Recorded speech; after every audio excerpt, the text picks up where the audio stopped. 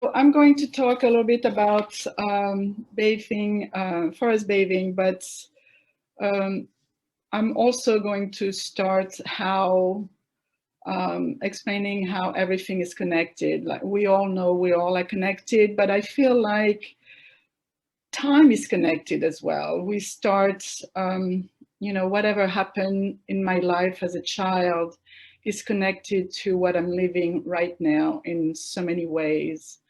And I think by talking about the way I evaluated through life is going to be a perfect transition to bring me to Shinrin Yoku, to forest bathing. So once upon a time, there was a little girl who lived in France, and one of my favorite memories is my family Sunday radio rituals. I was actually the youngest of three, but actually very young because my sister is about 15 years older than I. My brother is 11 years older than I. So very young, I became an aunt. And so at 7 and 8 years old, my sister, when I was 7 and 8 years old, my sister had two daughters. So I was an aunt at 7 and 8 years old. Then my brother had two daughters when I was 12 and 13. So I pretty much was submerged with this big family. I grew up like a single child. I was by myself at home with my parents since I was about 6 years old. And so the joy, my joy was every Sundays when my family would come over for Sunday dinner at my parents' house. That was the brightest day of my life. It was a lot of work, but it was all worth it for the good times and the fun times. So one of the things that I love the most about growing up in France and with my family is that, as I said, we had our Sunday dinners every Sunday, but then our Sunday dinners was pretty early. In France, we eat twice, even on Sundays. So we have dinner, like the biggest meal around 12 or 1, and then we'll have another meal at 7 or 8 at night. But between this time, there's a lot of fun things that happen. So once we were done eating the first dinner, we need to occupy our time. We had to do fun things. So the fun things, we would go out in nature, and depending on which season it was. So like if it was the season right now, we would go and find wild raspberries. So we would play hide and seek with the adults, and we would just have fun in nature, try to look for the raspberries, try to remember where they were last year, make sure that they might be still there, or maybe find a new spot, and then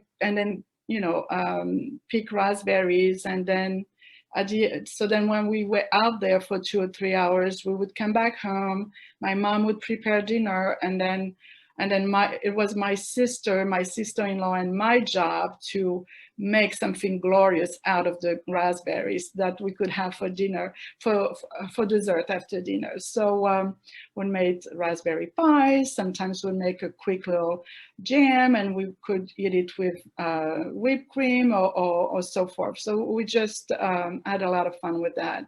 So then after the raspberries, it was a blackberry time. And then of course, I'm talking all about wild stuff. It's not some, we also grew our own stuff, but it was just nice to go out and find what nature just provides for us.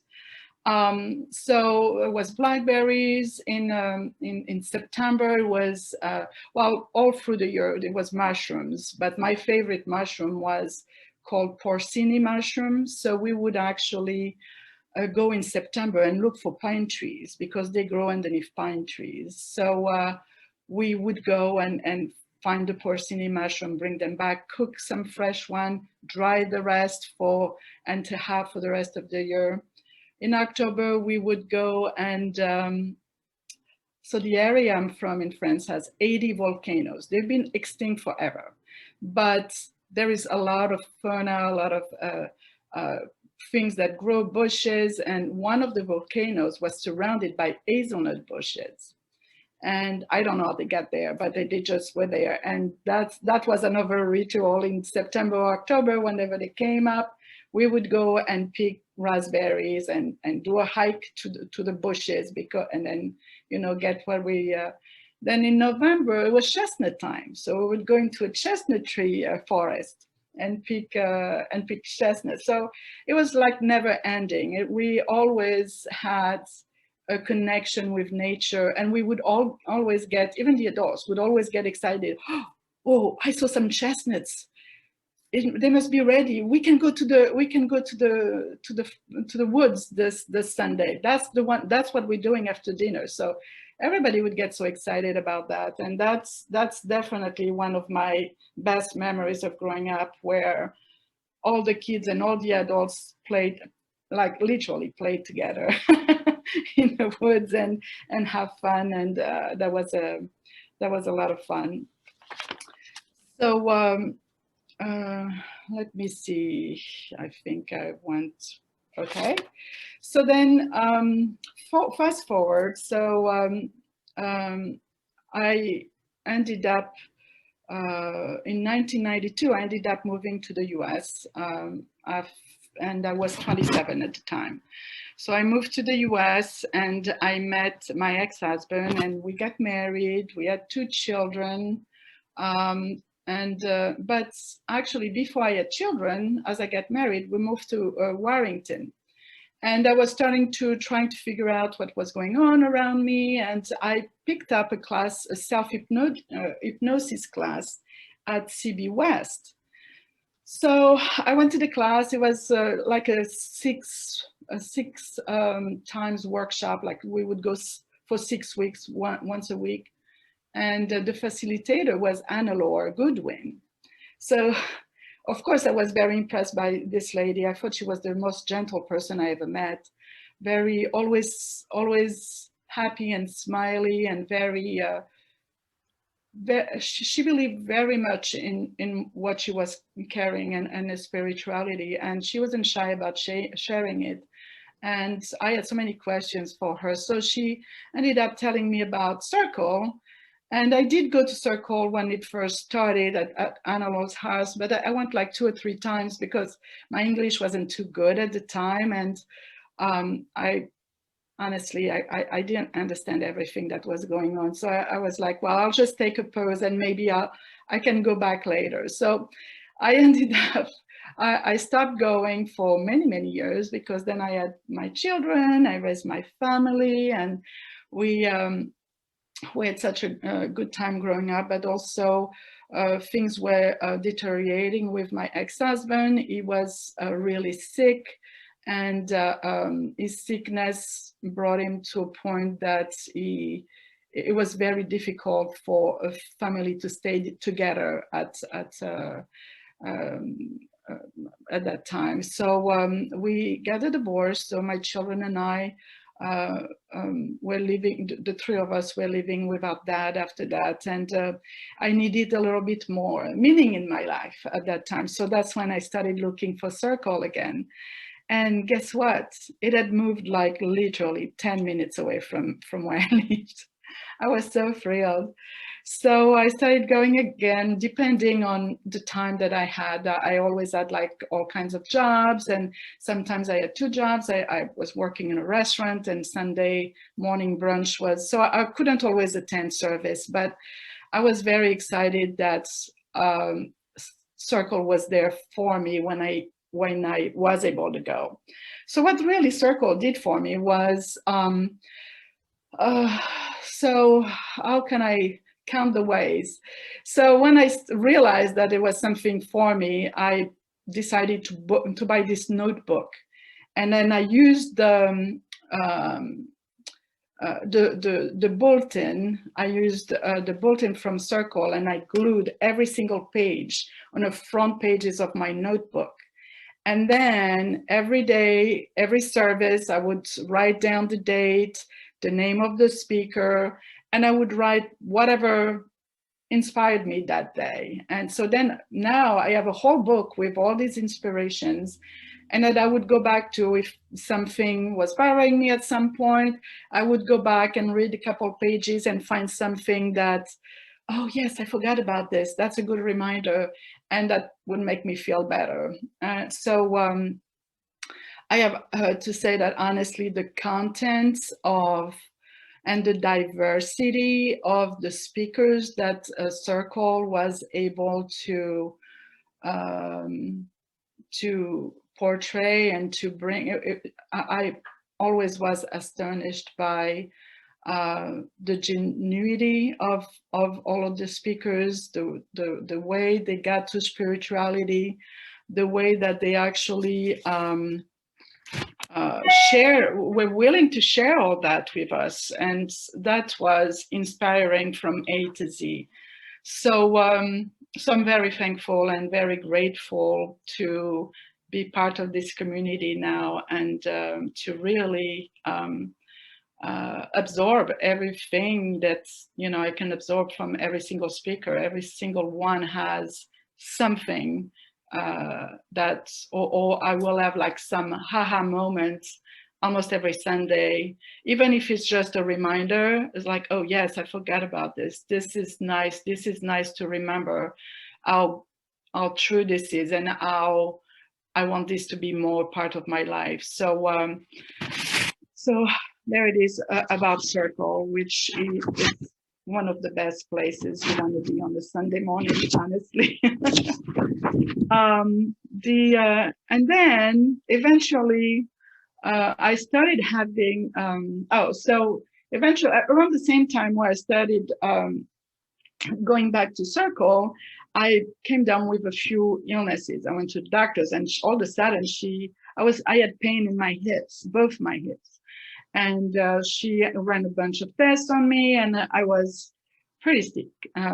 So I said, well, I don't really like meds. I don't want to take, how can I help myself without? So she says, you would have to do diet changes. So I went home and researched. All my ailments were based on inflammation. So I did a little bit of research and noticed that most of the ailments that I have actually were based on inflammation, but usually we get inflammation from animal products. So that's the most reading that I did. So I decided to go vegetarian. Well, 6 months later, being a vegetarian, everything was gone. I had bursitis in both my hips. It was gone. I was pre-diabetic and pre-cholesterol. Everything in literally 6 months of me being a vegetarian.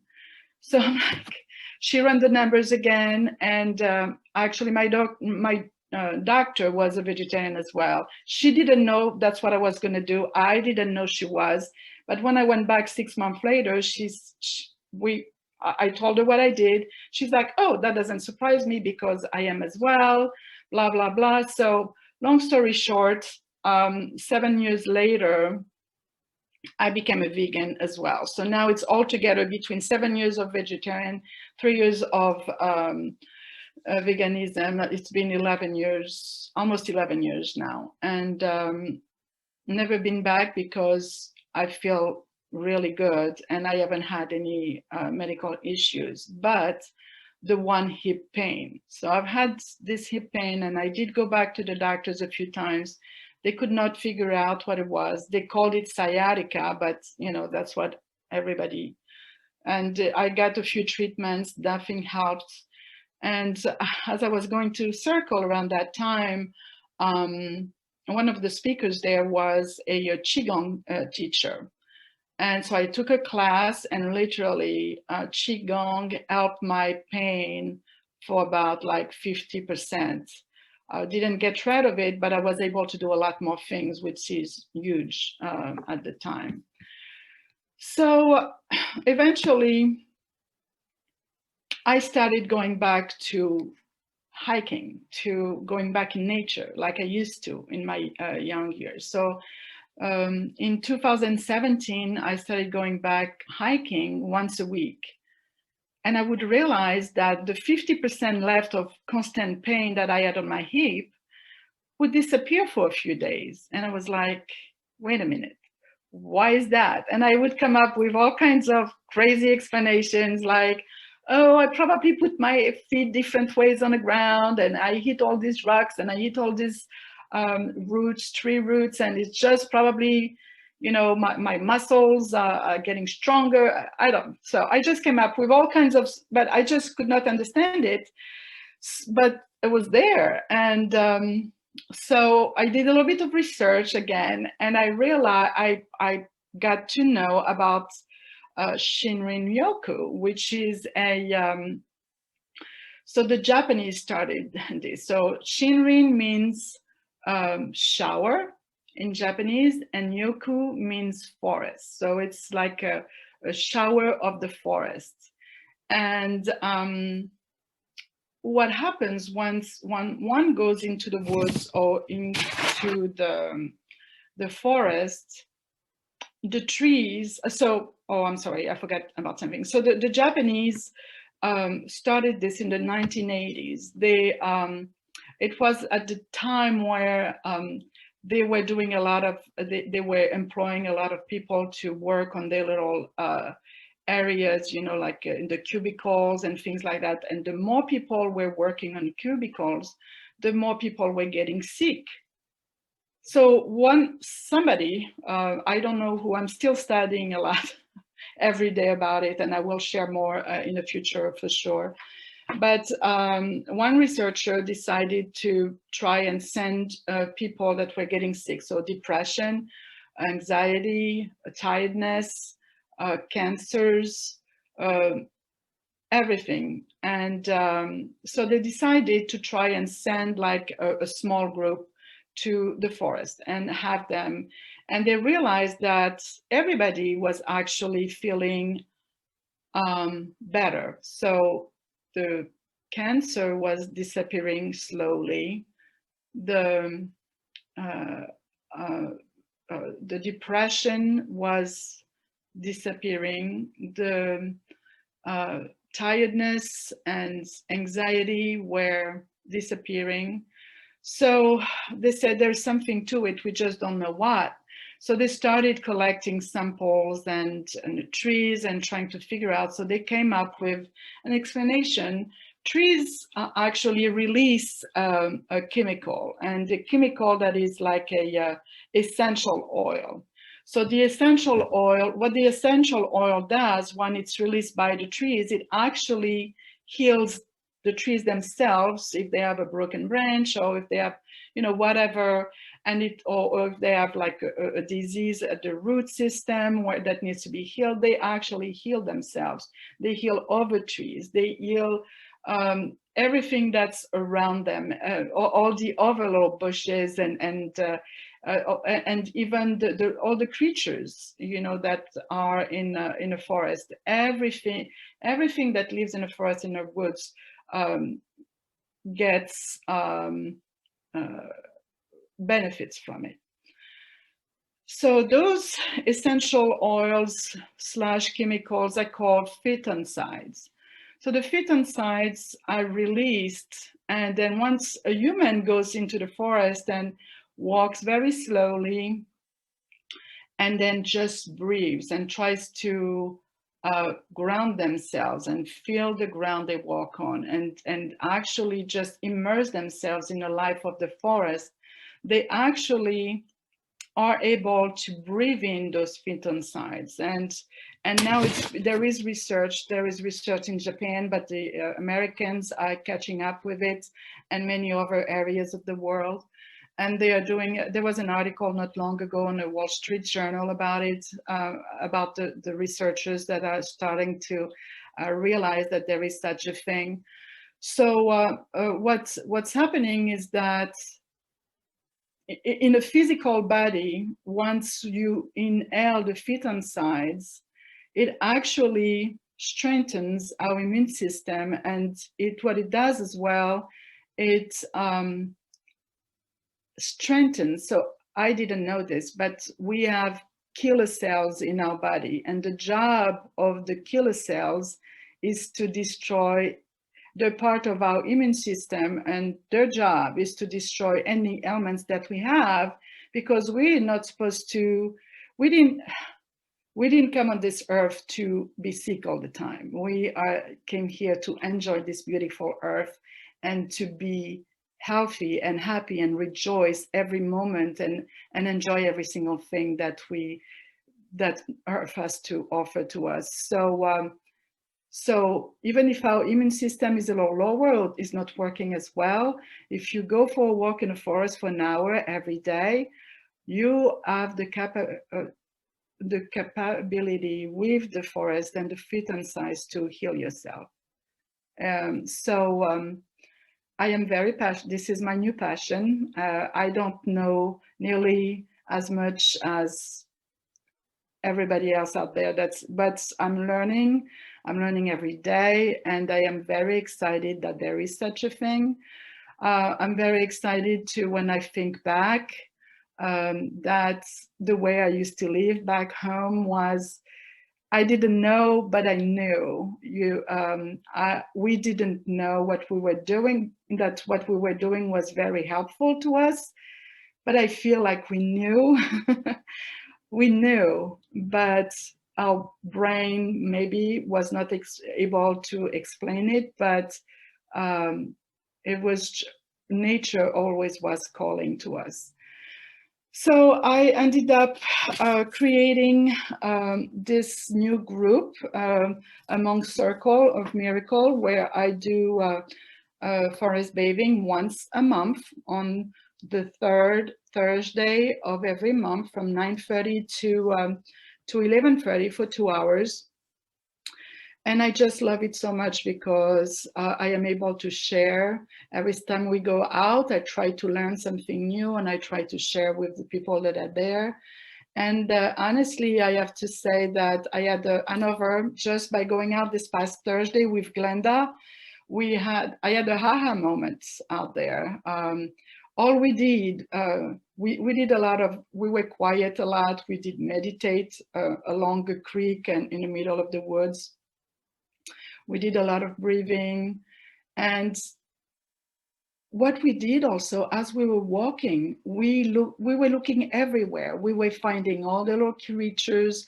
We were finding all the little butterflies flying around us.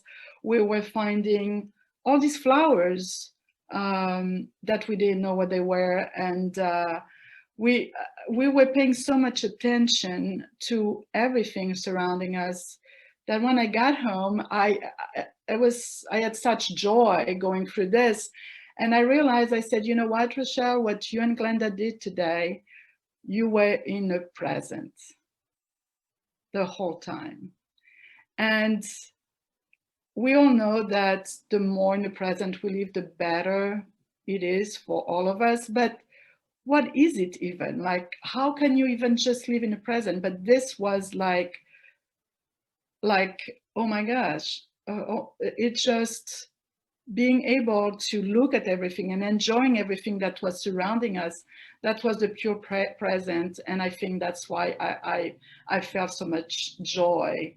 And I'm sure the phyton sides helped with my joy as well. So there it is. That's all I have for you today.